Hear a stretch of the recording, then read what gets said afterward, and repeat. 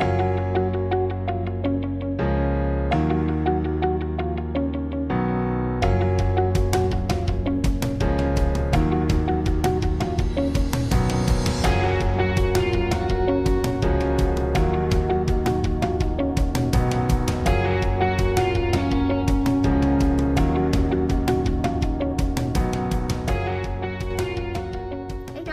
back to Doc Holley Talks and today's topic of accidental invalidation. So the reason why I want to talk about this in the relationship series is because this is a very common habit that we all do. It's a behavior that we all do in our relationships, and it is something that can be really disruptive and even destructive to our relationships in a way that we oftentimes are very confused by and don't get. Because accidental invalidation happens from usually the purest of intentions. It comes out of a desire to be loving, to be supportive, to help, to fix a problem.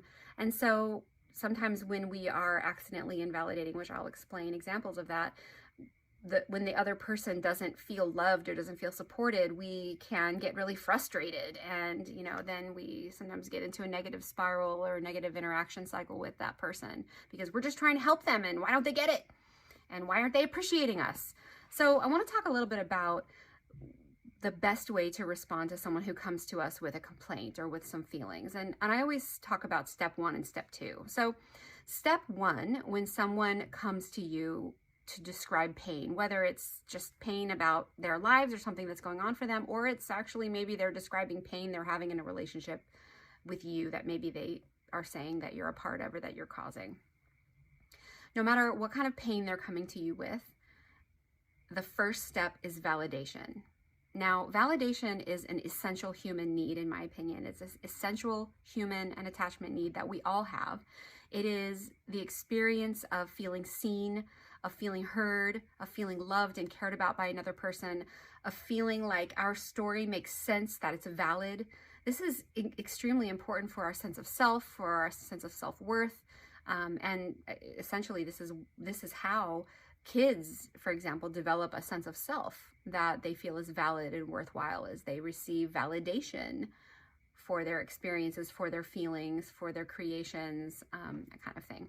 We could talk a little bit more about that in parenting series, but validation is always step 1. So validation is very simple. It's way simpler than we think it is. It's basically, I see you, I hear you. What you're telling me is that you're feeling this blank. I can understand why you're feeling that way, or I can understand what those feelings are. Tell me more. That must be hard. So we're talking basic empathy, basic reflection, basic curiosity. We are listening. It's active listening. Active listening is about reflecting back what you hear and then asking for clarification and asking for understanding. That is validation.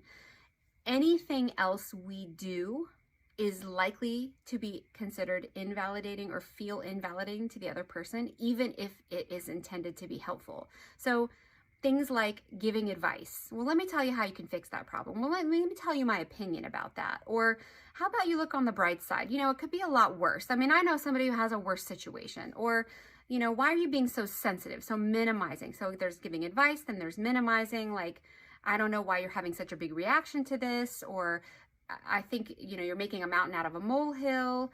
How about you just stop crying right now? Like, calm down. These are very kind of minimizing. There's also personalizing. So, I felt that way before. I know exactly how you're feeling. Or at one time when I was in your situation, this is how I handled it. Or this is the way I dealt with it. Or this is how I thought about it. Or here's a story about me. We just totally change the subject on the person. That is invalidating. So these, another example of invalidation, especially if someone is coming to you with, hey, I have pain because of you. I'm hurt because of something you said, or I'm angry about this problem that we're having. It can be really hard to be validating. And our attempt oftentimes to fix the problem is our action of trying to help that person see us differently. Like, it is so difficult for us to be perceived as causing pain, as being hurtful, harmful, unloving, uncaring, for example. If they're perceiving us that way, it can be so hard, and we want to fix their perception. We want them to know, no, I do love you. No, I do get it. No, I do understand. No, I didn't mean to hurt you. I didn't say that. You misunderstood me. So defensiveness is a type of invalidation. Even when we are trying to fix their perception of us, we're trying to convince them that we did not mean to hurt their feelings. And in trying to convince them in step one that we didn't say that or we didn't mean that, we are invalidating their experience, regardless of whether we said it, regardless of whether or not it's what we intended. We have to sit first, step one, with the fact that this person is bringing hurt feelings to us. It is so hard to do. It takes personal strength. It takes ego strength to be able to say, wow, that conversation we had, that thing that I said, the way that I communicated with you, that caused you hurt. It caused you harm. I hear that. I hear that you are upset with me. I hear that you feel judged by me. I hear that you are angry with me, or that I hear my words have hurt you. Like, that is so hard to do because we want to defend ourselves so much. But if we want to have a helpful and loving and respectful conversation with that person, we have to choose step one, which is validation of their emotion. It's not validation of the fact that I'm hurtful or the fact that I'm a bad person. It's just validation of their emotion. And then step two, like I said, is anything else. Let me help you understand where I was coming from. Let me tell you what I was thinking and feeling when I said that.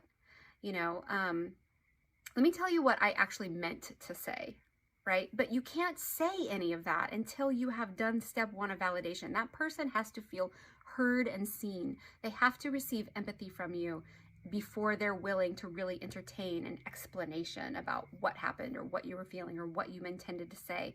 That would be the repair work that you would be able to do. And we can talk about rupture and repair. It's a great concept coming from the Gottmans.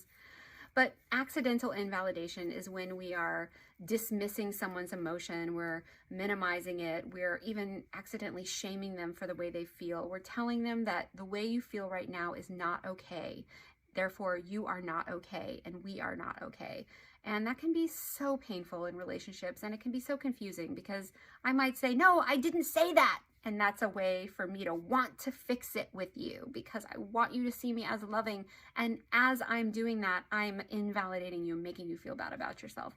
So I know this is something that parents sometimes do with kids too. I mean, I might have used this example in a previous talk, but say, your son, Johnny, comes home and says, oh, I've just had the worst day. Bobby hit me and he told me he never wants to be my friend again. And I just feel like this is the worst day ever and we're never going to be friends again. And he's just crying and he's crying. And, the parent is like, oh my gosh, I hate to see my son in pain. I need to fix this right now. And so we say, Johnny, don't cry. Don't cry. It's going to be okay. I think you're just blowing this out of proportion. I'm sure Bobby didn't mean anything bad when he hit you, blah, blah, blah. Fix.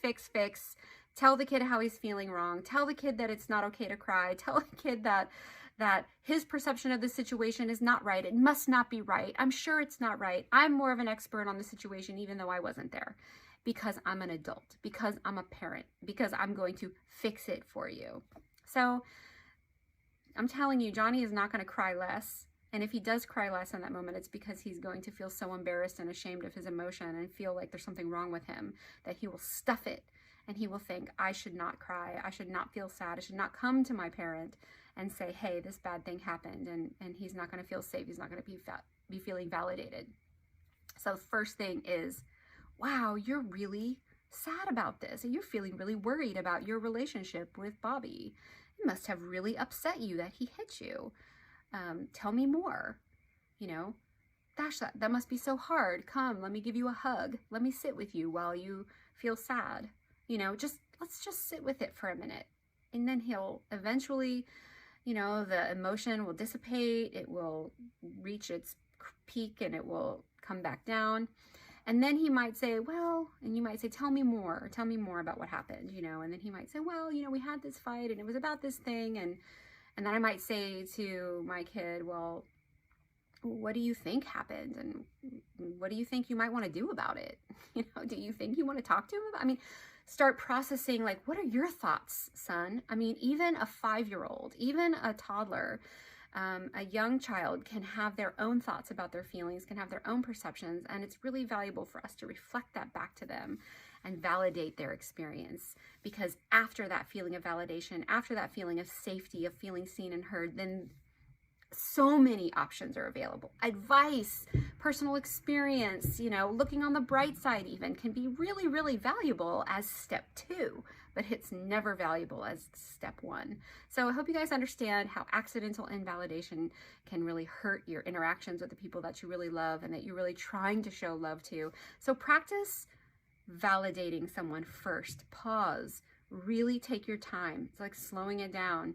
Let them feel seen and heard, and then the conversation naturally flows into problem solving, and where your advice and your experience and your wisdom as an adult or as a partner with another perspective, even your ability to explain yourself, to even quote unquote defend yourself, is going to be much more effective. Anyway, thanks a lot, you guys. I just want to throw it out there again that these are strange and difficult times for us here during the pandemic. I know we're all still in quarantine. It's, going on 7 weeks now, and for many of us, and it's hard. It's hard, it's confusing, and I just want to make a strong push, a suggestion that if you are not in therapy, if you are not talking with someone who is helping you reflect on this experience and either get out of survival mode or, maybe helping you if you're in a growth place in life, it's time to do that. This is the time, guys, to get in therapy. If there was ever a time in life, it's now. So if you are local, if you're in the Washington area, if you're in the Seattle area, or even in the state of Washington, go to lightheartassociates.com and ask for to get matched with a therapist. We take insurance. And like I said, now's the time if ever there was one, guys. So thanks for listening to my video. I know this was kind of a long one. I'm supposed to keep it to 10 minutes, so I'll be working on that next time, guys. More relationship series stuff coming in the next video. And thanks a lot, guys. Hang in there. I love y'all.